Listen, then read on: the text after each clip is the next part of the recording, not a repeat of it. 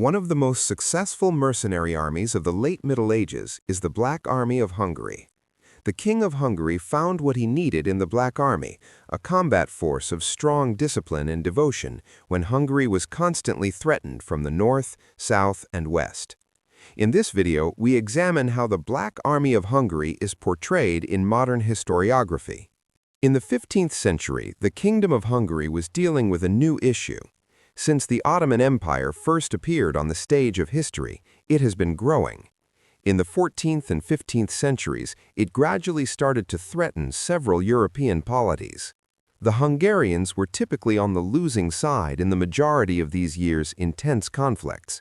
For instance, a European alliance made an unsuccessful attempt to halt Ottoman expansion into the Balkans in the Battle of Varna in 1444.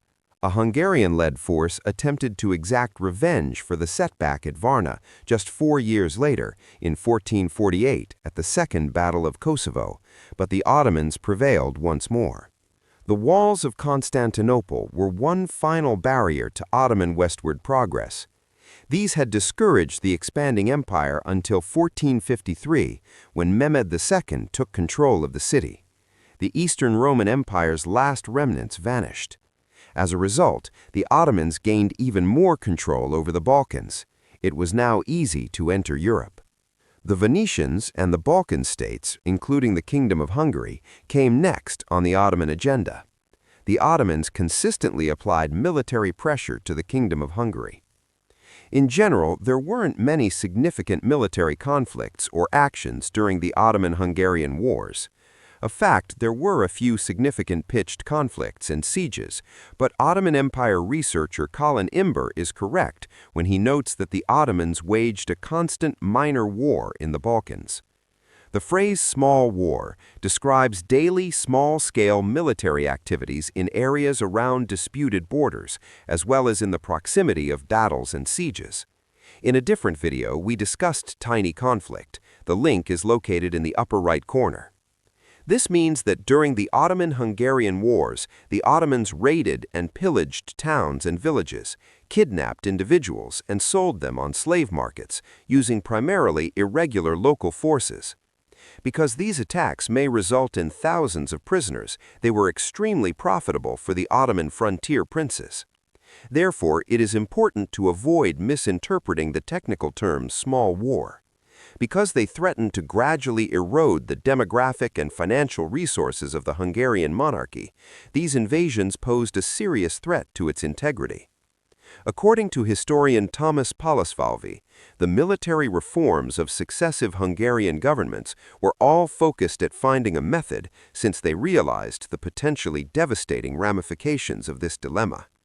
In order to deal with this new issue on the southern border, the Hungarians established a zone of buffer states, a line of defensive border fortresses, an upgraded levy system, and finally, a focus on light cavalry.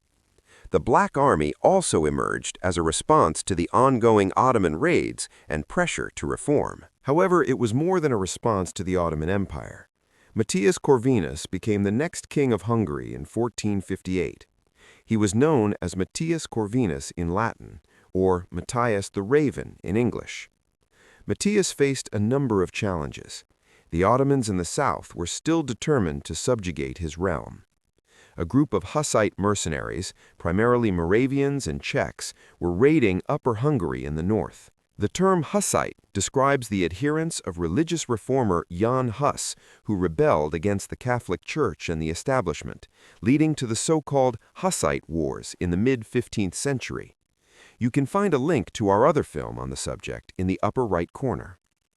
Even after the Hussite era was ending, some of its soldiers continued to plunder and pillage Matthias's lands. The third issue facing Matthias was a group of powerful nobles who had betrayed him because they supported Frederick III, the Habsburg emperor, as king of Hungary.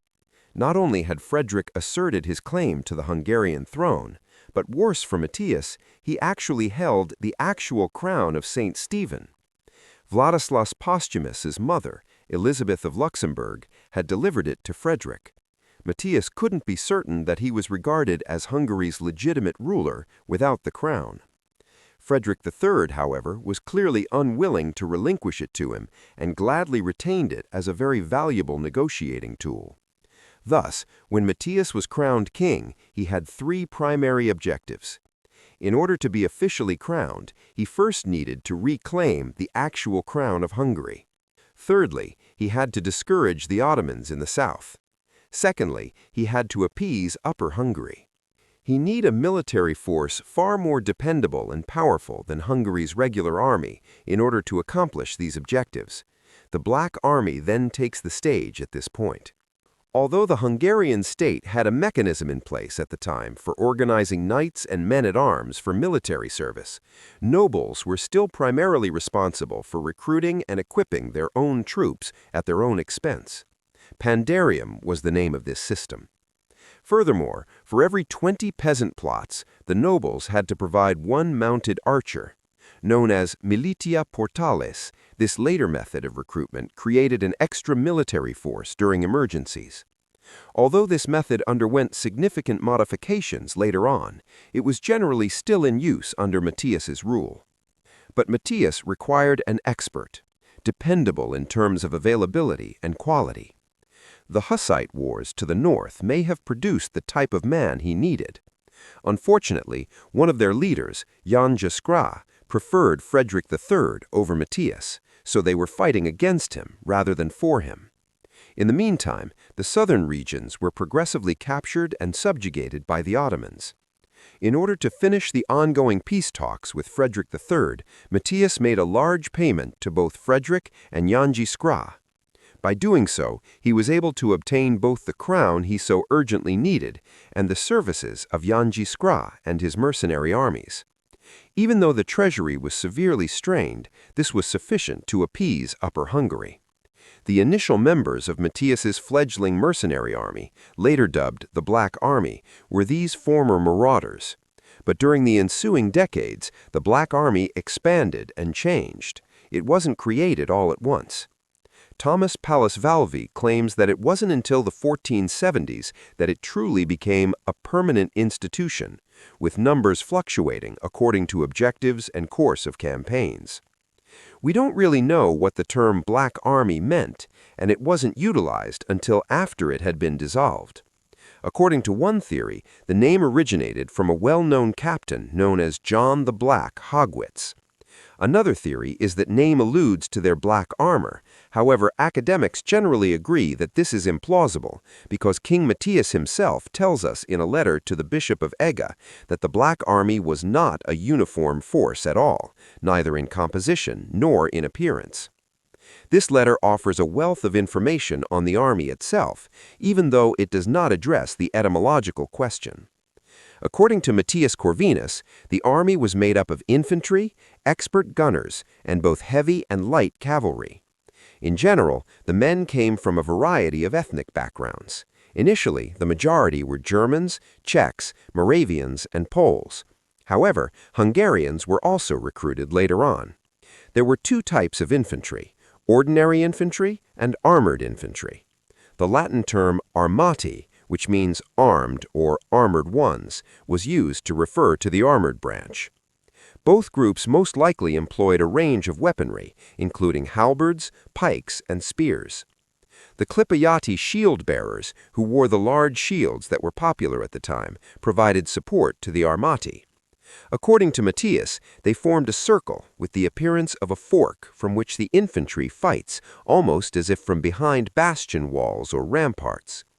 The troops with shorter weapons were able to sally forward and retreat inside the square because their configuration resembled a moving castle of pikes and shields. This also applies to gunners, crossbowmen, and archers. All of that is fairly similar to the Swiss pike square and the Hussite wagon fort, but the Black Army relied less than the Hussite and early Hungarian troops. Their circular formation appears to be a hybrid of Eastern and Western pike square tactics on war wagons for self-defense. Generally speaking, the circle's defensive design maximized the use of early gunpowder weapons while still enabling a defensive formation to maneuver as a cohesive unit. A medieval circular formation is no longer as effective for defense as it once was. The expansion and increasing significance of light cavalry units during Matthias's reign was the most significant development in the Ottoman War. They became known as hussars. They were mostly armed with bows, crossbows, lances, shields, and sabers. They were influenced by Ottoman light cavalry as well as previous Balkan light cavalry. This type of cavalry may have originated in Serbia, though this is still up for debate. Regardless, the Hungarians required this light cavalry to conduct frequent raids and counterattacks along the southern border. Cavalry played a major role on both sides in some of the more famous conflicts, such as the one at Bradfield. Matthias wrote in another letter that his force consisted of barely 8,000 infantry and perhaps 20,000 cavalry. Some people may be shocked by these figures, and it's a frequent misperception that the Black Army was an infantry force, while in reality the opposite was true. Tomas Palesvalvi claims that this view has definitely been discredited. Of fact, there were significant infantry contingents, but they were mostly employed to occupy the numerous castles along the southern front, as well as on the northern and western fronts. The true core of the Hungarian defense was this line of strongholds that stretched from Subotice to Belgrade. Although several of these forts had been built earlier, they were constantly upgraded and served as perfect bases for both significant campaigns and counterattacks against the Ottoman raiding groups. Although they rarely participated in significant conflicts, the infantry was crucial for the numerous sieges, fierce conflicts on the southern front. The siege of Yaitse in 1463 and Shabatz in 1475 were two notable instances, though. On the northern and western fronts, however, the Black Army's infantry divisions were often far more active. The fight with Frederick III had broken out there once more. Here they used small-scale assaults against fortifications and ongoing sieges to wage an attrition war. Palesvalvi explains this as follows. Insofar as the king sought to prevent an open conflict with the main Ottoman army from the beginning of his reign, the neglect of infantry on the Ottoman front was a necessary development. Light cavalry made up the majority of the forces led by the Turkish warlords along the frontier. Matthias made great efforts, but he was unable to defeat the Ottomans on his own, and the Pope and other European nations offered him little assistance. Knowing this, he focused most of his efforts on repelling his adversaries to the north and west, which ultimately proved to be fairly successful. In 1485, the Black Army even launched an attack and besieged Vienna. The city was subdued by a successful infantry attack, 2 siege towers, and 17 siege guns. Thus, the Black Army truly took Vienna, in contrast to the Ottomans a few decades later. Up until his passing, Matthias lived there. When Magma II passed away in 1481, his plan to avoid a serious confrontation with the Ottomans proved successful. A fight against the Hungarians was of far less interest to his successor, Bayezid II. However, the Ottoman border princes never stopped their raiding teams on Hungarian land, even if relations with the Ottoman Empire were generally cordial. Thus, Matthias had to maintain constant defense of his southern front. The Hungarians had to pay for an additional army to defend this front, in addition to the Black Army's infantry corps in the north. Hungary had 3 distinct armies, the majority of which were used continuously for years, if we include the Banderial force that could be enlisted as well. In the end, the kingdom's coffers were strained by the hefty upkeep costs. Thomas Palesvalvi puts it well. In view of the fact that the richest monarchy in Europe, France, only made the first steps towards establishing a permanent army in the second half of the 15th century, and the Republic of Venice also long refrained from retaining great numbers of standing troops for financial reasons, it is evident that the military efforts of Matthias were groundbreaking, to say the least. But one of the main causes of Hungary's downfall during Matthias's rule was the additional expense of all 3 Hungarian armies in general, and the Black Army in particular. The financial strain was just intolerable. Hungary was no longer able to afford the Black Army.